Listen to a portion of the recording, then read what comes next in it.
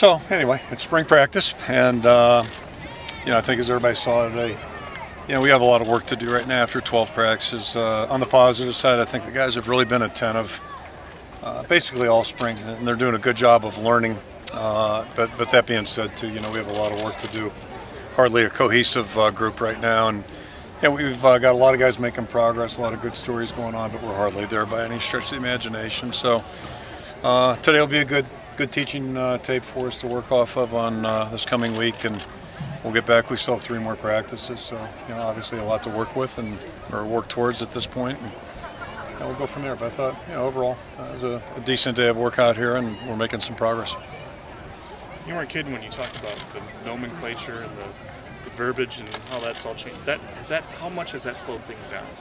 I mean, it's still communication you're still working through. Yeah, it's hard to gauge, and I think that's probably one of the things I'm really surprised by. I think the players have really handled it pretty well, pretty adeptly, and there's a little bit of mental gymnastics going on at times with guys with calls and formations, things like that. You saw us not line up correctly a couple times, that type of thing, but that's part of the process, and it's also part of the process when we have some younger players. But I think my sense is the guys knew there was a lot to learn coming in. I think they've really been tuned in pretty well as a result of that. How would you assess the play of Bullock and Johnson so far this spring? Today was okay, but I think they've, on the positive front, they've really improved every day, basically, and that's a good news. And we lost Jordan a while ago, and it seems like the guys even picked up the pace a little bit more. So I think for the most part they've improved. Not today; they made some errors, especially Damon.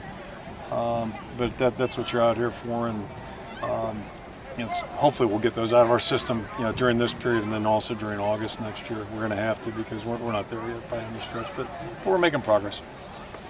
Coach, you talked about your two tackles replacing Zusevic and Reef. Yeah, I think Brett got thrown in there in the middle of the game in the bowl game. Zeus was ill that week and couldn't go, so I think that was a great experience for him. And Brandon played more inside last year. He played a little bit, I guess, in the Indiana game at left tackle. But both those guys are doing a good job. They're having a pretty good spring overall.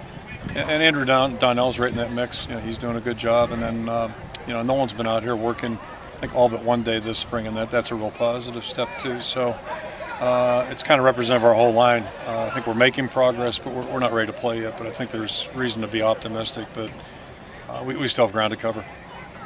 Did Keenan recover faster than you thought? And yeah, red shirts on a couple non-quarterbacks today. Yeah, all the injuries. The guys in red shirts are just kind of normal football type things. Nothing really to be alarmed about. And I didn't anticipate Keenan being back doing much of anything. Not only today, or probably next week. So that's a positive.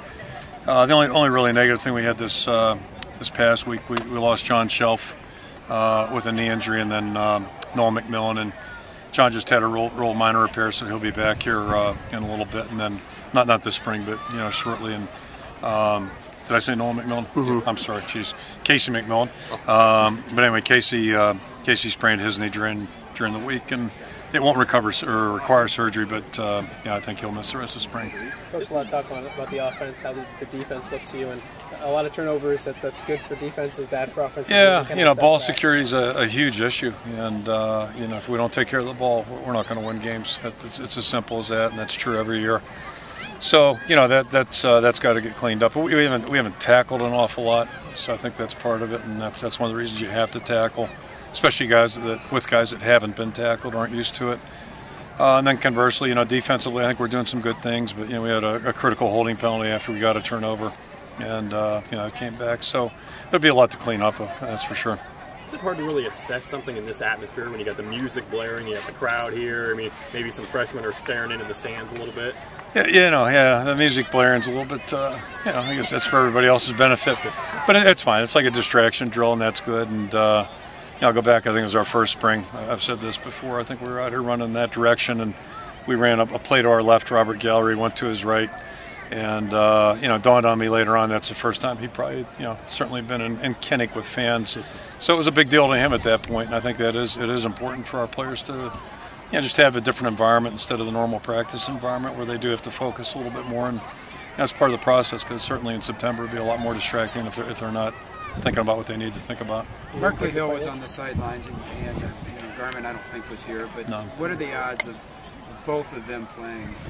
Well, I think when Jordan got injured, that certainly increased the odds. You know, so it's pretty much true at every position right now, especially positions where we have some needs. That we'll give everybody an opportunity to come in here and help our football team. And you know, you can see it happening at some positions more than others, probably. And I think running back certainly is a spot where we'll have that opportunity. So I think both with Barkley and Greg, we're going to encourage them to try to get ready and do the best they can during the course of the summer, and then we'll evaluate them in August. Not being a real good historian, and it may have been last year, have you had two freshman running backs, true freshmen?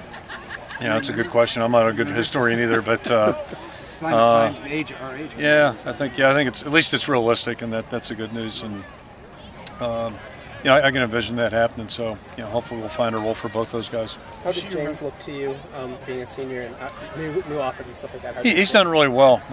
James has been knocking on Greg's door a lot, as you'd expect. He's eager. He doesn't want to be a guy that doesn't know what to do. And there were a couple times today where it wasn't clicking for him.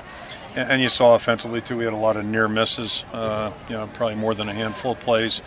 And that's part of being at practice 12, as opposed to hopefully in August we'll be hitting those plays and having a little bit better, more cohesive execution. But he's doing great. He's had a good spring, and he's probably as knowledgeable as anybody outside of Greg about what we're doing. Do you envision the running backs catching more passes in this offense? I think if they have the ability to, yes. Yeah, if they do. And when we had Sean and Marcus, we didn't do as much of that, certainly. But I think both Damon and DJ have that capability. They can do some things out there like Albert Young could, not only out of the backfield, but also maybe using them out wide a little bit. So we'll do what our players will let us do, but certainly the system's open to that.